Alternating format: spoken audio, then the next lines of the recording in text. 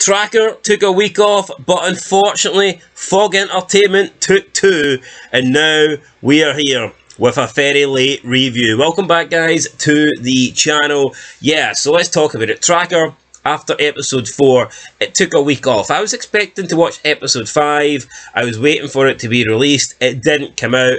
Did a little bit of researching, and I found out that Tracker episode 5 was going to be delayed. So it was going to be 2 weeks to wait because there was something else being shown on CBS. So yeah, we had to wait 2 weeks. Then it came out. I watched it, but because I wasn't in the rhythm anymore of watching it and doing a review, I forgot to review it. So yeah, it's been like a week since I seen episode 5. It's been 3 weeks since I did a review. But don't worry, we are back. I know episode 6 has just come out. I haven't watched episode 6, and I need to obviously review and upload episode 5 first before we get there. So this one was called St. Louis. This is going to be more of a brief recap rather than a deep review, because like I said, it was a week ago that I watched it. Therefore, it's not really in the memory banks right now. So yeah, we're just going to give a quick brief recap of what happened. So Colter goes to St. Louis. He takes a case where this teenage girl is claiming her dad is innocent, but he's in jail. He's doing time. He's getting 20 years rammed up his ass for a murder that he apparently didn't commit. Colter eventually takes the case, even though Renee, who again was in this episode, and I like when Renee's in these episodes with Colter, Renee believes that the father is guilty, but maybe there's a little bit of Colter seeing this daughter believe in her father, and then he wants to do it because maybe he believes in his father. I don't know if that's what they were going for, but he takes the case. Turns out his father was involved with a business partner. He is being accused, well, not being accused, he's been found guilty of killing the business partner who was running illegal poker games. So Colter has to track down the people that are playing poker. He finds a witness. Now, the daughter says there was someone that texted her saying that I know who killed your father. So Colter goes to the poker games. He finds out who it could be. He eventually finds the person. It's a woman that was dating the person that was murdered. She then reveals that she saw who done it and that it was not Clay Porter. So at this point, that would clear Clay's name. Stephanie Porter would get her dad back. The only problem is Mallory, the woman who witnessed this, she doesn't want to do it. She doesn't want to clear Clay's name because she's afraid of the trouble it could cause. Colter gets abducted by Mallory and her uncle, but eventually he manages to talk her around, saying that, look, you're always going to be looking over your shoulder.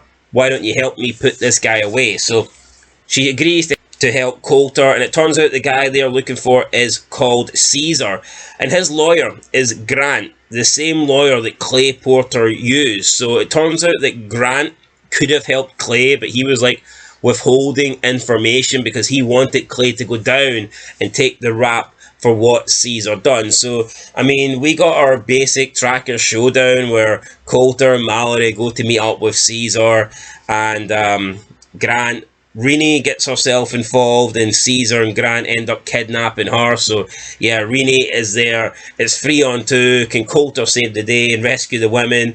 Well, he doesn't really need to rescue Renee because Renee manages to break free herself, and she attacks Grant, takes him down to the ground. Caesar gives chase in some sort of like, I don't know, some sort of like weird construction, like some sort of construction lab or something. I don't know where it was. I don't know, like a underground car park. It was some weird place. Caesar gives chase to Mallory. He's trying to shoot Mallory. He gets tackled to the ground by Colter. Colter wrestles with Caesar. They get into like a battle. Caesar pulls out a knife, and then Colter just calmly throws him off the top of the building. And it's the first time that we see Colter kill someone in this series. So Colter kills Caesar. Mallory, she goes and she confesses everything that she knows. That is enough to get Clay out of prison. He was stabbed in prison, so he got moved to a hospital, but good news is he won't be going back. When he discharges from the hospital, he will be going home thanks to the evidence. And we have Colter, who's saved another family here. And I guess Colter done this because he's seen the connection, he's seen the love that Stephanie had for her dad, and maybe at one point he had that same sort of connection with his father, and Stephanie wouldn't give up on her dad, and probably he doesn't want to give up on his dad as well. So I think that's the tie-in here. Colter and Renee again grew closer. Colter says he's glad nothing happened to her. I mean, why don't they just bang already, for God's sake? There was no more backstory really on Colter's family. We're yet to see his mother. She's not been seen since the second episode. Anything regarding his brother hasn't been mentioned for a while now. His sister hasn't been brought up. Neither has his father been brought up. So they started the series at the first episode, giving you hints.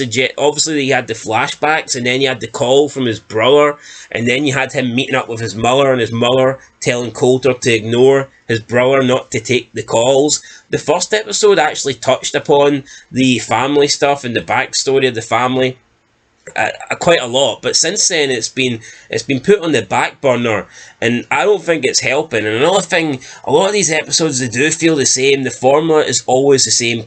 Colter takes the job, he does a bit of investigation, he finds the person he needs to find, but then there's a bad person trying to stop them, and then he meets up with the bad person and he ends up taking care of them, whether he gets them arrested or kills them or whatnot.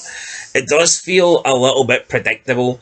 I think they need to maybe change up the formula a little bit. When I seen the promo for this episode, I thought it could have been one of the better Tracker episodes, but it just kind of felt like your average Tracker. So yeah, we're 5 episodes in now, and I'm beginning to feel like every episode feels the same. That's not a good look for a brand new season. So yeah, Tracker episode 5, I'm going to give it a 5 out of 10.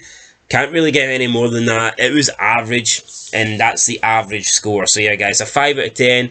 Hopefully we get more of a backstory with Colter and his dad and his brother. I want to see that shit. I want to see what actually happened. So yeah, I get it. Maybe they're doing a slow burn. It has been renewed for season 2, but give us a little bit more. Alright, give us some more.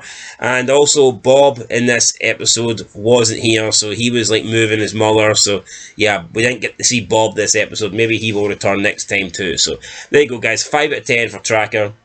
I will probably have episode 6 reviewed and uploaded within the next 24 hours as well. Hopefully, though, we can get a good episode. I mean, these episodes aren't bad, but I wouldn't say they're great either. So yeah, we're kind of just in the middle of this middle bubble right now, and yeah, it's not a good place to be. We need to start seeing some more good episodes, so hopefully we get that in episode 6. Anyway, guys, that's it. I'll catch you in the next one. Till then, peace.